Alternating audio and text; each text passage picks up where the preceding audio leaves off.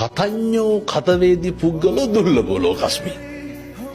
මේ ලෝකේ කෙලෙහි ගුණ දන්න මිනිස්සු හරි දුර්ලභයිලු. ඒක නම් ඇත්ත හොඳේ. අවශ්‍යතාවයේ සම්පූර්ණ වුණාට පස්සේ ආය මිනිස්සු අපි තියාගන්න. මිනිස්සු පුරුදු වෙලා ඉන්නවා අවශ්‍යතාවයේ සම්පූර්ණ වුණාට පස්සේ ඒක අයින් කරලා දාන්න.